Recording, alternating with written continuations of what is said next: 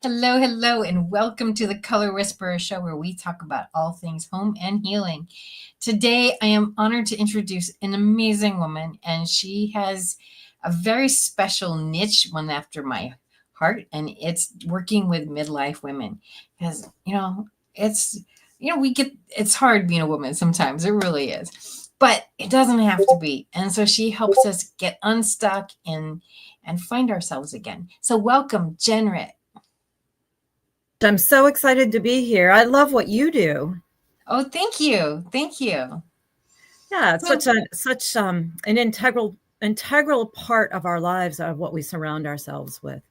So it's very our important. home, our home is an expression of who we are. It certainly, yeah, it And certainly is. so when it's a mess, I've been seeing on Facebook all these ads about why you're unable to keep your house clean. And I haven't read it all yet, but that's on my list today. Somebody, Jeanette, you need to look at this. And there is psychological reasons why your house Sure. is a mess. It's There not just lazy. It's not just because you're lazy, you're not lazy. No. Sometimes there's stuff that comes in. When my dad passed away and I got all this stuff come into my house, and I was like, I couldn't do it. I had to hire somebody to help me go through it. And it wasn't that I didn't know how to do it. I did. I've done it for other people, but it was too close. There was a lot of Too memories. emotional. Not all of them are good memories. And, there's some good memories, but there's a lot of not good memories. Yeah. And so having somebody else there to help you hold the emotional weight makes such a big difference. It does. It does. It absolutely does. Yeah, that's so much of what I do in the world with midlife women. This age is such a unique age because so many women are in a transition. Whether it's menopause is one thing, but it's also like caregivers. You start to lose your parents. Maybe it's a divorce, or maybe your kids have gone off to college, and all of a sudden you find yourself feeling without a purpose. So you're like your old identity and your old roles just don't fit anymore. And you really have to find yourself again or come back to yourself again. So it is a very unique age. And do you know what the biggest divorce age is for women? I mean, isn't it like it's in the midlife? It's 100%. Yeah. It's Probably around that between 40 and 50. Yeah. Yeah. Because you're just like, I can't do this anymore, Yeah.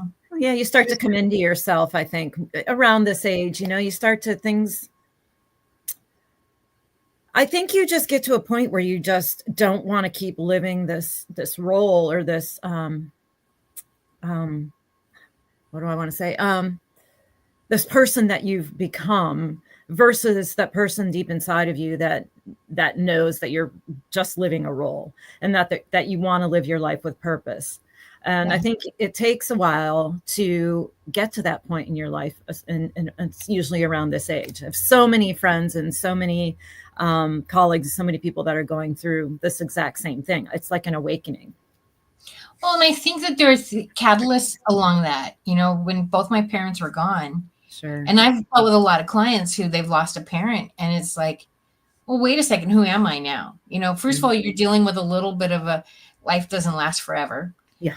Secondly, you're being put into the role of the first generation. Yeah. And that there's a certain amount of mortality that comes with that. Sure. And I don't care how old you are, how successful you are. If you still got your mom or dad, you're still somebody's kid. Yeah. And when that's gone, like that's gone. Whether it doesn't matter if you're depending on them. It's just knowing you have that shelter. That backup. Yeah. Is different than when you don't have it. And so and by the time you get to midlife, you've buried a few people, grandmas, grandpas, friends, unfortunately. And you're really looking at what is really life all about. Yeah. Yeah, absolutely. And another piece of that too is if you're caregiving a parent or a loved one for a long period of time, all of a sudden when they do pass, your purpose is it's almost like I've got a lot of clients that have just recently retired too. And all of a sudden they're kind of like, now what do I do? Right. I no longer have this role to fill. My days aren't consumed or filled with this. And so Now what do I do? So there's that too, that little bit of loss of purpose. Yeah. And yeah, so I have a client right now. She took care of her mom for 30 years. wow. And, you Yeah. know, mom died about 2 years ago, and she's still kind of like, she's fixing the house up to sell slowly. Yeah. And, eventually, one way or another, it will be sold, whether, Yeah. she dies there or not, but she's in her 70s. And so she may last another 20 years like mom did, but Yeah. there's an element of, on one hand, she's like, I can go anywhere I want now. And then she's like, but do I want to go anywhere? And there is an element of loss for Oh sure. yeah. Yeah. It takes a little while to get your bearings. I mean, we've all been through that. I I came from the corporate world before I got into this. And when I went fully into this from that, it took a good couple of years just to shift that identity because you know, you're so used to those roles that you're playing and that looking outward to get the validation. And it's a totally different world when you don't have that, when you don't have that outside validation and all you have is your self-worth. Yeah, I mean, being a Hmm. solopreneur, especially, like people, like I've had so many people over the course of my, Jeanette, you're so brave, you're so brave, you're so brave. And I'm like, I really can't do anything else. I can't. But Yeah. you're right. There's days, like if you're in an office with other people, somebody's commenting, yeah, we get our accolades from our clients. Yeah, And we do. if you're struggling with somebody, then maybe something, then, hopefully you have other entrepreneur friends that you can talk to and say, okay, what do I do here? Hmm. You know, but when it's me, myself, and I, it's like, buck stops here, win, Yep. lose, Yep. fail, whatever. 100%. Yeah. Yeah. And you got to just keep getting up in the morning, and you got to keep starting fresh every morning, because there are Hmm. days when it's hard. Yeah, there are definitely days when it is hard and you have to really you really have to self-motivate and you really have to I think the biggest piece of it is you really have to have that self-worth and that self-love and that trust in your decisions. And recognize, and just be really self-aware and recognize when you're hitting a wall or what those emotions are, and then really nurture yourself. Do you find a lot of women, especially middle age, the kids are now gone, they're retiring, are they starting new businesses? Are you helping people start new businesses? Yeah, sure, I am. There's a lot of them that are starting new businesses, new ventures. Many of them, also just want to get back to their lives, get back to their bodies, Mhm. break old habits and patterns that they've had that have been kind of underlying and controlling their lives. And they just really want to find that inner happiness and have that not be dependent on anything outside of them. So Yeah. And I think getting back to our bodies is a big deal. it Um, is. I've recently started taking some gut health medicine, and we talked about this before, but Yeah.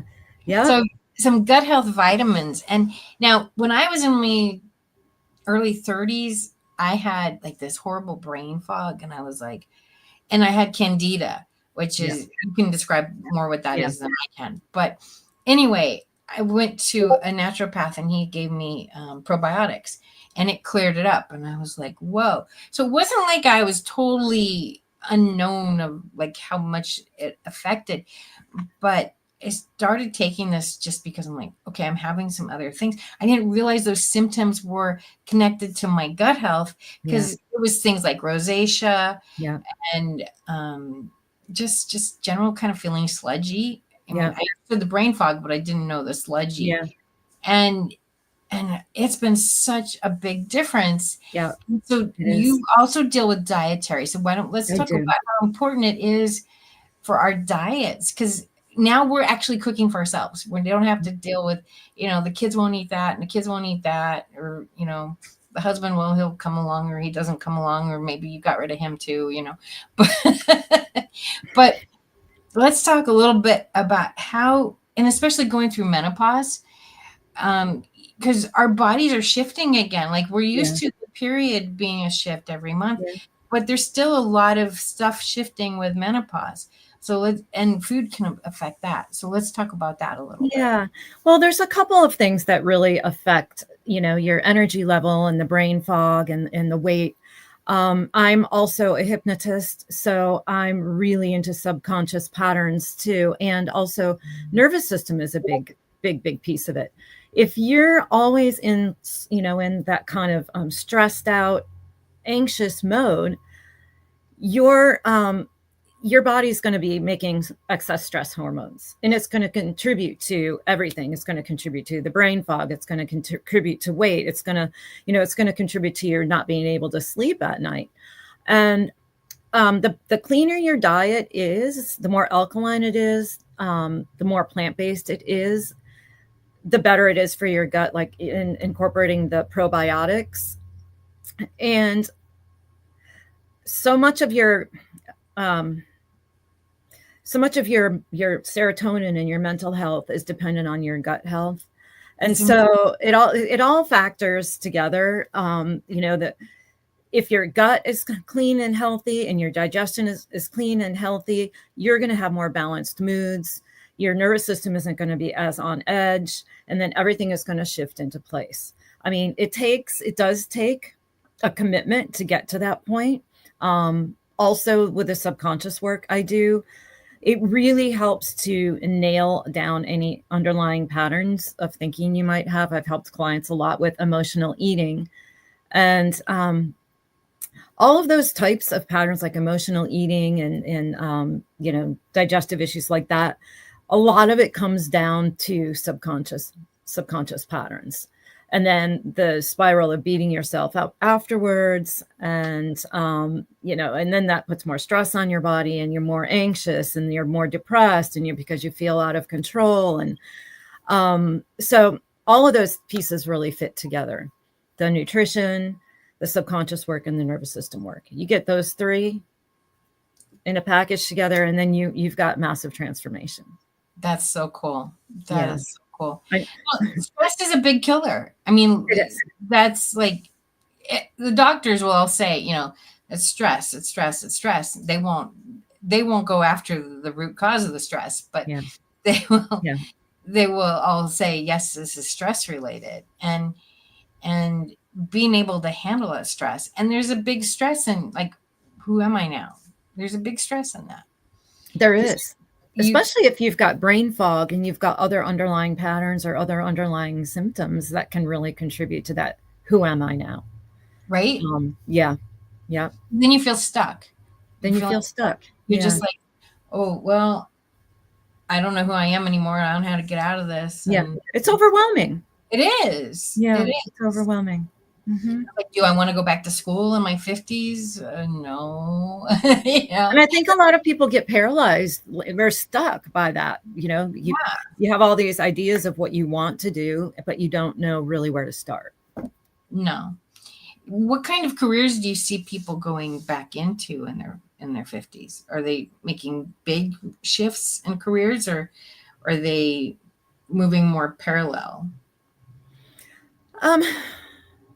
A lot of my clients are retired, so they're at this point not looking for big shifts. They're looking for more of the, as I said before, clearing out the underlying patterns, really getting, finding themselves again and finding their peace, and then going and exploring their passions. A lot of the clients that I have worked with that are going into their own business, they're doing similar things like guiding or coaching or that sort of thing, but more towards what their passions are, not their traditional roles. So one of the things I've seen is that often people don't know what they're passionate about anymore. It's like, I've been doing this for 40 years or I've been a mom for 30 years. And like, they've just kind of been neglecting themselves so much that they don't even know what they're passionate about. So how do you help them find their passion? Well, the first thing I always tell everybody is just to take it step by step. Take one little step at a time. The subconscious work, with the hypnosis really, really, really helps to uncover and unlock different levels.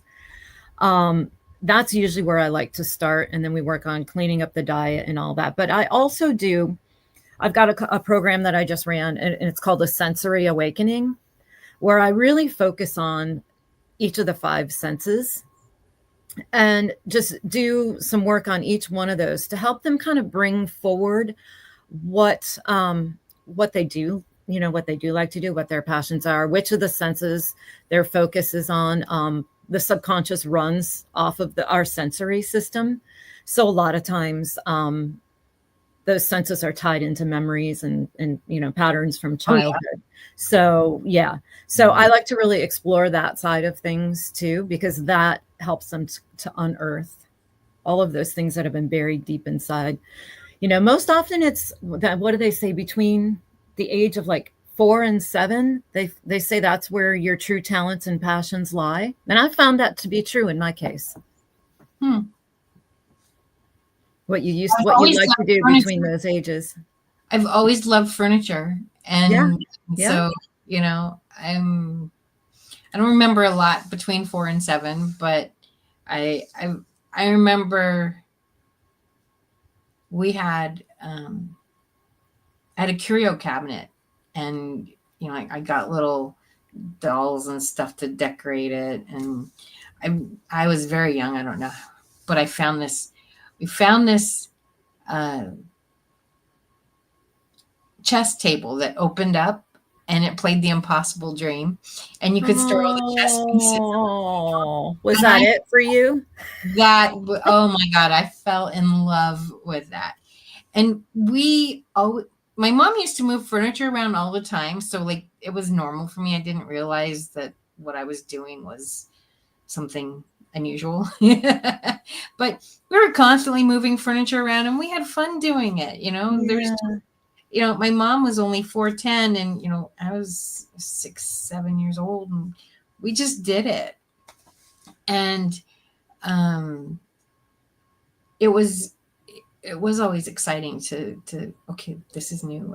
And we used to go to old houses all the time, and I love that. So I mean, there's no question I'm doing what I'm supposed to be doing. Yeah.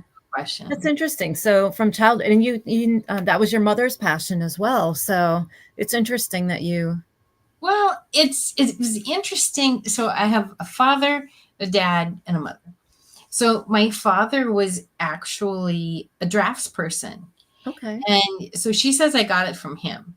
My mother had polio when she was young. So she was moving furniture to kind of control our behavior, but she kind of liked it too. I think she didn't like static very much. So it took me a good year and a half after she died before I walked in the house and went, oh, what's Mama changed? And I'd walk in the house and, okay, would she move?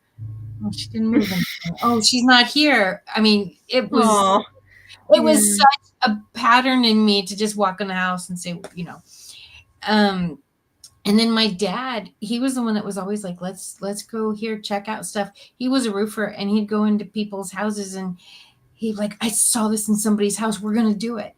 So really, it was kind of all three of them. Nobody intentionally said, Jeanette, you're going to be an interior designer. But the odds were stacked against you. The funny thing is, I don't think either one of them knew what I did. My dad used to give me leads, and I'd call these people up, and I'm like, yeah, I don't really do that. Yeah, I don't know why he did this. Yeah, okay, well, thanks. Oh, that's pretty special. So saw it in you before you even saw it in yourself. Well, no. No, I mean, they ingrained all this stuff, but I don't think he ever really fully understood what I did. Oh, okay. Because he would give me leads, and I'd call them up, and I'm like, yeah, I don't do that. Oh, okay, got it. Okay, got it. Okay. So it wasn't. Yeah. Anyway, but no, there's no question I'm doing what I'm supposed to be doing. It's the joy I get from it. That's like the best high. That's just the best high. For anybody that has having trouble accessing that, like I said, that working with the subconscious, it's so so helpful to be able to bring some of those memories and some of those things back up and bring you back into your childhood and all of that. So that's really the first place that I start, because it can be very the subconscious can be very revealing sometimes if you know how to work with it. Are you then also, because the subconscious really works from 0 to 7, are you also then working out some of those traumas and triggers that happen? Yeah. And that's where the stress comes in. You've got to work out that stress, all those triggers that we take for granted because they've always been there, but you don't have to live with them. Yeah. It's just natural patterns of habit. And you don't even know they're there until I start working with you. You don't even realize it's controlling the show. Our thoughts are tied up in like all kinds of knots in our head. And when we go in there, or I go in there with my advanced conversational skills, we just start to do this, unravel all those knots. So all of a sudden, everything kind of makes sense and you're aware of what's going on. And then we work to reframe them. That's so cool. It is. It really is. Cool. So how long do you normally work with somebody? Oh gosh, that's a good question, because I have clients that I do just like 3 or 4 sessions on, and then I've got clients that I've been working with for years. I've got a couple different packages. My Rebirth package, which is my signature program, is a 6-month. Okay. And it incorporates the nutrition side of it, the nervous system work, and the subconscious work. I like to do a minimum of 6 months because I think it takes that long to really make a transformation. Normally my women want to go further. Well, it takes a few months just to get the gut settled. It does. It does. If you have been under a lot of stress, like if you've got 40 years of stress, it's not going to unwind in one session. No. Well, with hypnosis, I do a minimum of 3 sessions for my packages for whatever it is that you want to work on. With Rebirth, I do hypnosis sessions, I do health coaching sessions, and I do a full analysis of your diet and then make recommendations. And I can also help you with supplements and recipes and that sort of thing. So, and then I incorporate the nervous system work in with all of that. But it gives you a lot of support and community. Yeah. Yeah. And those recipes are really important. So they are. I did a health diet a year ago, and I lost 20 pounds, which was wonderful. But I just got so depressed on it because the food was just like, okay, well, I can do this. But when I got off of it, I didn't gain any weight back. Yay. But yeah, that's awesome. Well, thinking on it was another thing, Well, here's something interesting. One of my clients came to me for weight loss, and she just said, I need a nutritionist. And she wasn't even into the whole hypnosis thing, but I told her, if you really want the transformation that you want, then we need to incorporate both. Yeah. So we started, working together, and she realized it was all these subconscious patterns. She was carrying all of this emotional weight. Yeah. And as soon as she was able to shift that pattern and recognize it for what it was, she dropped the weight like that. I mean, she dropped weight with the dietary changes and everything, but truly it really just was breaking that whole mindset. So there's the gut health. Like I love bread. I love bread. Yeah. But I'm not supposed to have it. And I've noticed that just taking the gut health vitamins, I'm not craving as much. Yeah. Which is wonderful. But you're right. I'm a stress eater, and it's like, give me candy, cookies. And it's exploring that. Why are you a stress eater? What's underlying that in that pattern? And how can you reframe it so that you're not looking at it like it's a problem? I'm a stress eater. It's a problem. So, yeah. Well, food was always comfort in our house. Yeah. Yeah. And I think normally it is for everybody. It was very much a source of comfort. So, which I think that, as a parent, I didn't get to do that, but knowing what I know now, I would be like, let's find another way to comfort a kid other than here's a Yeah. cookie, you Yeah. know? Yeah. Yeah. I don't know if that's getting into parenting in today's world or not, but I think Yeah. I think it's just easier for people to say, here's a cookie instead of like, trying to find right, another way to, because the cookie's always going to go over right, right. fast. Well, in our society and as a whole, at Christmas time, you give candy at Yeah. Thanksgiving, all the It's comfort food. foods come out, Yep. right? Mm-hmm. Valentine's Day, you give candy, and it's Candy. like Yeah. this has become our culture is like we give food, and usually the food we give is not healthy food. Yeah. You've got Harry and David where you can give some good pears or something, but most of the food is icky. Do you Yeah. help people? Because I found shopping for clean food very difficult. So do you help people with that I as do. well? I educate them on that, yes, and on labels and all of that, and where to shop in the store. Yes, I do. And I don't believe in like rigid restrictive diets where you feel like it's a punishment. I believe in, I will show you how to clean up your diet, how I'll give you the recipes, I'll give you the tools that you need. I'm not going to let you beat yourself up, like it is balance. If you want to have, pizza once a week or whatever, the rest of it balances out. So it really is about balance. It's not about punishing yourself. I don't believe I don't believe it's sustainable if you're on too restrictive of a diet, and you don't. I don't know Yeah. if that's been you. Yeah. No, because somebody I was listening to the other day, and they said a diet is not, it's a lifestyle. It It doesn't, is a lifestyle. the word doesn't mean actually give up everything you love. The No, word is, it's a lifestyle. it is a And lifestyle. people who succeed at it, it's not just, oh, I had an uncle, he had heart issues. And every time he was going to go see his doctor, he would cut back and he would lose like 30 pounds, like fast, because he knew he ate a lot and he ate a lot of the wrong things. And so he knew how to cut back, and he would lose like 10, 15, 20 pounds right before he would go see his doctor. And his doctor is like, you're not fooling anybody. Like, It's in the blood work. right? Right? He's like, you're not fooling me. He says, I know what you're doing. And if you don't change it, she's like, when they call me and you're in the hospital, I'm not running any red lights. Yeah. He's like, I know you don't care about your health.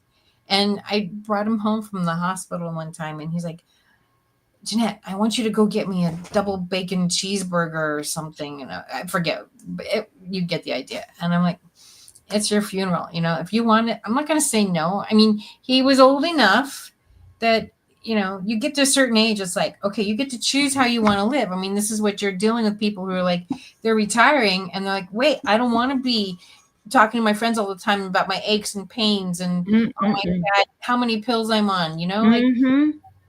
like that's not a fun conversation. And so they want to regain some of their youth. They want to have that health so that they can live to see their grandkids get married or great grandkids or whatever the thing is. And I was like, hey, I'll get you whatever you want. It's your last meal. You know what you're doing. My dad was the same way. He used to, well, he drove my mother nuts because he'd like, what should I eat? And she'd tell him. And then he'd order the exact opposite. And then she's like, well, I want to live to see Royanne graduate from high school. And she's like, you're not going to do it at the rate with you eating stuff. Well, why do you let me eat that stuff? And he's like, I told you what to, like, you're a grown man. You don't need like you ordered for yourself. You're a grown man. I told you what to get. You didn't get it, and, and it does become addictive. That's the other thing. People don't realize how much stuff is in our food that is addictive. Oh yeah. Oh yeah. It's done that way on purpose. But I can tell you also, though, it works the reverse too. And this, once you start getting on track and you start giving your body what it needs, and then you put something in that doesn't agree, you feel it. It'll affect your sleep. It'll affect your energy. It'll affect your mental clarity. It'll affect the way you feel. And then you won't want to. You won't want it anymore. No, no. Like the gut health has been 100% Yeah. worth it. Would you ever go back to the other way now? Oh, hell no. Yeah. No, Yeah. no. I mean, occasionally, I have a thing with ice cream. So when Okay. I was a teenager, there was one day during the week, and I was like 9 o'clock at night, like, Mom, I'm going out for a drive. No, you're not. Yes, I am. No, you're not. Yes, I am. No, you're not. Yes, I am. I'm coming with you. Okay. So we did. And I swear, I give her a lot of credit because she had to have been scared because I was going fast and she didn't say a word. But she saw that I just, teenage angst, whatever that is. And after that, she'd be like, Jeanette's getting a little antsy. Let's go get ice cream. And that became a special thing for us, is just be the two of us, and we'd go out and let's go get ice cream. And so when I miss her now, I just go, you want ice cream. Makes sense, doesn't it? And that's your subconscious kicking into that pattern. Right? Oh, it's conscious. It's totally conscious. It's like, okay, I need some time with Mom. So I'll go get ice cream. There's a wonderful place down the street. It's close to a park, and I just go walk around the park and we have a chat. And so, and that's lovely that you have, that you have that awareness of what that is. Yeah. I know full on what it is, and I'm okay with it. I don't do it every day. I don't do it every week, but most people aren't aware of that pattern. Yeah. It runs in the background and they aren't aware. They don't put two and two together like you have. And then the way you like you just said, I don't do it every day, but I do it. And when it comes up, I fully embrace it, embrace the moment. And then I move on. That's the way it should be done. It truly is. Well, yeah. And like, you're going to go to a birthday party, or you're going to go to a wedding. And it's like,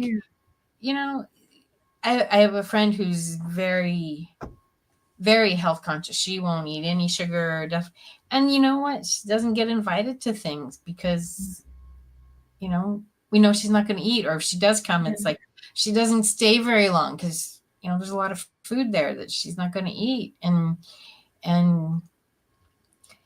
so you still have to go live life. And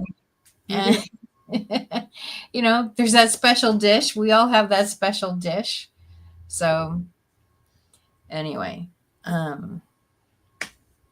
so let's talk a little bit about calming the nerves, because I think that, I go on social media right now and like everybody's angry. There's so much anger out there. And I don't care which side of the fence you're on. There's so much anger, and the division that's happening, I find very concerning. It is, because it's getting to be brother against brother kind of energy. And I think that personally is doing more damage to our country than anything the politicians are doing, because we are hating each other so much. I agree. And so how do you, you're on Facebook or you're watching the news. I mean, I don't watch the news because it's not helpful. You have to realize that that vagus nerve calmed down after. You have to realize that the media is always going to pit us against each other. That's So I don't watch the news often. They're not there to tell us feel good stories. They're there to get us in fear and in hate and in anger. That's what they're there for. They are. And they do a good job. They do. What I can say about that, there's so many tools to calm the vagus nerve. The first thing I would say is to just really be body aware and recognize when you're holding tension, where you're holding tension, what's going on at the time, and what you're reacting to. And if you've got that awareness, that's right there, more than half the battle, because then you can basically pick whatever tool it is that works for you. For me, it's breathing, it's becoming aware and, questioning those thoughts that I'm having that are causing that reaction in me.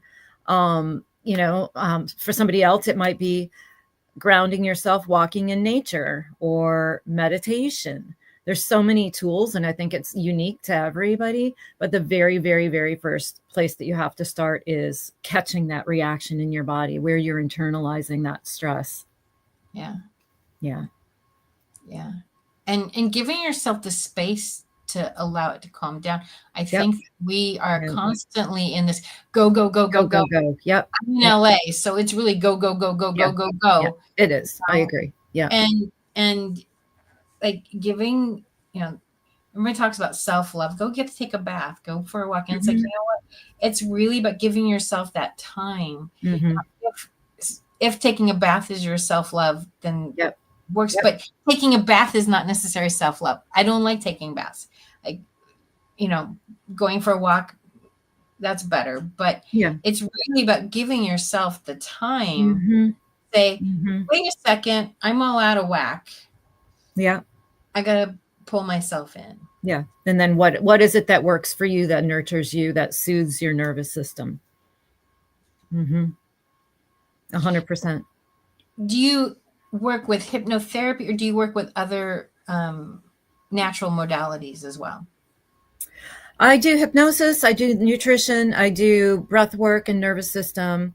Um, I I guess that's about all of the modalities that I really do. I have a few different modalities that I use that kind of work together with my, with my package. As in, I like to do the sensory work and then with the nervous system work. I throw in a little human design here and there. Usually with my clients, I like to kind of go through their human design and just discuss certain aspects of it. I don't go into it in great detail, but I think I've found that it's been pretty important as a foundation, just for a better understanding of them and for them to have a better understanding of themselves. So, Yeah, I think that however you do it, being able to say like, okay, I'm normal. Like putting yourself in this little box that says I'm normal. yeah. And it can be very consoling. So one of the things I do is I work with seasons, and it's the Yeah. same kind of thing. Yeah. I've had my human design done. I've done it. It is kind of cool when you sit there and go like, It's interesting. Yeah. it's interesting, and it's like, how did my birthday, so it's everybody, but it goes by time too. Yeah. So it's not just your birthday, but it's your birthday and your time. And then it's like, how did all these numbers affect so much of who I am? And yet you read the description and you're like, yeah. Well, it's interesting. I've always found it interesting. If you go through and do I've done my human design, I've done my Myers-Briggs personality, and, even your astrology. For me, all three completely coincide. So is that a coincidence? I don't know. But it's interesting, isn't it? It is interesting. Yeah, there's definitely a big spiritual aspect of my work that's opening up and evolving and growing as I'm going through this. And I think the world's more accepting of that spiritual stuff now, I think we're going to really exciting. Yeah, we're going to go more and more in that direction, I believe. I think so. We need it. I think we have to. Yeah, yeah. Because that's, although I know a lot of spiritual people that do a lot of hating, but it's true. Unfortunately, like hypocrite, okay, but anyway, it's, I think because hate doesn't fix anything. It really doesn't, and the thing is that hate actually can make you sick. Oh, it does. I guarantee you, it does make you sick. No, I have a friend, Trump's first term, and every day when I talk to her, I didn't talk to her every day, but every time we talk to her, that man just makes me sick. That man just makes me sick. That man just makes me sick.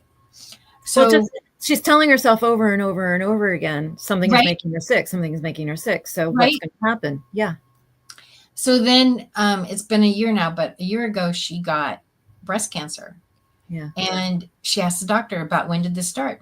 Oh, about 8 years ago. What happened 8 years ago? And it's like, I can't say this to her, but I mean, it's kind of a duh, literally she made herself sick. Yeah, you have to be very careful about the words you say to yourself, because your body is listening. Your mind is listening. You do. And it's not just even what you say, is what you think. Exactly. Because if you think I'm bad every time I eat a cookie, yeah, well, you're like, if you had a kid, would you do that with your kid? Yeah. The other important thing too is don't take ownership. If you're feeling a certain way, don't say I am, because you're Right? taking ownership of it. I'm feeling a certain way, and acknowledge what you're feeling and let that feeling pass through you. Don't take ownership of it. No, because Yeah. we don't have to live that. And Yeah. she had her breast cancer. Fortunately, it was just stage 1. They got it, they took care of it, but at the same time, it's like, hate destroys the person hating. Yeah. And that's why when I go on Facebook and I see all these people hating, I'm like, do you realize what you're doing to your body? I don't care who the person is. I don't care what they did to you. Yeah. It doesn't matter. What you're doing to you is 10 times worse. They already did what they did to you. Now you're continuing it. Why are you continuing it? It's such a vicious cycle. And they feel justified. This person really hurt me. I get it, but why are you continuing to throw daggers in yourself for something they did? That person's done. They're gone. They don't, they threw the dagger and they're on the next one, Yeah. They're not worried about what's happening to you. Yeah. Well, I think it all comes down to a choice. How do you want to live your life? Exactly. Do you want to live, I've seen it in myself, over the years, and I've made a conscious choice. I'm not living in struggle and chaos and lack and that sort of thing. I don't want to live around those emotions like that anger, that whatever that is. I choose something different for myself.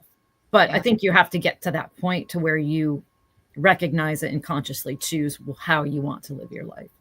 I don't think a lot of people get to that point, unfortunately. During COVID, I was like, every day it seemed like there was a new story, one way or the other. I mean, we all had our different places, but I got a few months in and I was like, you know what? I'm not going to live in fear. I'm done with all this. Yeah, you make a choice. I used to live in fear. And there was a lot of fear going around everywhere. And I'm like, I can't live in fear. I'm going to live my best life. And that's what I have to focus on. Is I can't be afraid of doing anything. I can't be afraid constantly every time I turn around. What if this happens? What if that happens? Like, no, Yeah. And I've got to live. And being afraid isn't living. No, it's not. It's not. You have to have more faith in trust in, whatever it is, the higher power in the universe or whatever, than you do in your fear. Absolutely. But it's not always easy. No, it's not always easy. It's a conscious choice every moment of every day, and shifting your thoughts when it starts to come in. So if you're dealing with a lot of women who are retired, so are they also dealing with what is being a woman in 2025 versus what was being a woman when they grew up? Because they're very different. Heck yes. Oh yeah, total different generation. Yeah. They were told you get married, you have kids, you take care of your husband, but that's not really a role that is anymore. Not like that. Not the way they were taught. So are they struggling with that change of is that part of the struggle? I wouldn't say that is necessarily part of the struggle. It's basically them never really knowing who they are. Because they were always taught to play. It's that generational thing where they were always taught to play a role. And, and just the upbringing was so different back when we were brought up compared to the way it is now. And the self-awareness wasn't there. So once again, it's really about them coming back to who they really are at the core, and looking at all those patterns that are running in the background that they have accepted as their reality. And then, and then moving them and creating, recreating, I guess, a new identity from who they really are going forward, if that makes sense. And a big chunk of that is what society expected them to be. 100%. The conditioning. Yep. Yeah. They created these roles based on who society told them they were to be. And then a lot of times it's who their parents told them who they were to be. Or they were just expected to be. Yeah. Right. Yeah. And I was just talking about this with somebody the other day in another interview. And we were just talking about the fact that when we go to grade school, basically we were earning gold stars. So we're taught like right from grade school that we have to prove ourselves, that we're not good enough the way we are, that we don't have worth unless we're constantly earning. So yeah, of course we get to this age and we're like, all of a sudden we don't have to do that anymore. We are actually worthy on our own. So it's a big, big, big shift for a lot of people. It was for me. And, I'm a lot of people in our generation. Absolutely. Yeah. So we've got about 10 minutes left. I want you to tell us about your programs. Tell us about your website. How do we find you? I've got, as I mentioned before, I've got a couple different programs. I run lower end kind of fun programs. I did one on emotional intelligence, sensitive to superhuman a couple of months ago. And then I did a sensory awakening one at the beginning of summer. So keep an eye out for those. Those are fun. They're just super, super low cost. And they're just a fun community, program. Then I've got my big Rebirth program, which is the minimum 6 months. Most of my women have decided to go even longer than that so they can really, really, really dig into the transformation. But that includes the health coaching, the full review of diet and making dietary changes, the support, the health coaching, the nervous system support. And, I like to do recipes if that's wanted. And, I also educate around that. And I do standalone hypnosis packages where we can work on anything. I've done anything from like business mindset to lack to emotional eating to, gosh, I've had some that have gone into like extreme spirituality, and those have been interesting. So I've done stop smoking and a bunch of different stuff. So I offer those as a standalone package. And so I have a website. It's www.therittpath.com. I've also got on there a free download. It's called Surrender and Align. It's a guidebook, and it's like a mini hypnosis that you can download and listen to about just surrendering to what is in your life and letting go of stress. And that's just a free download available on my website.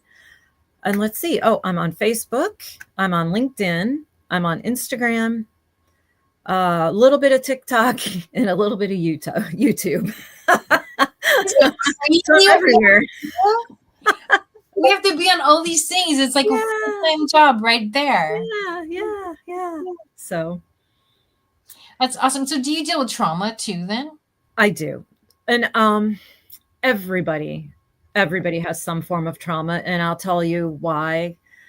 Because when you're a child and you go through something, even if it's not particularly traumatic, it's how your brain processes it or perceives it.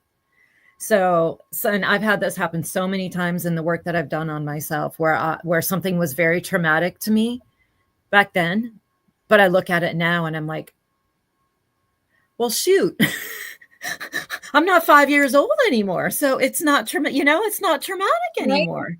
Right. So everybody has trauma. And so, yes, it always comes up in sessions. It always comes up. And what's traumatic to a little kid is so different from an adult.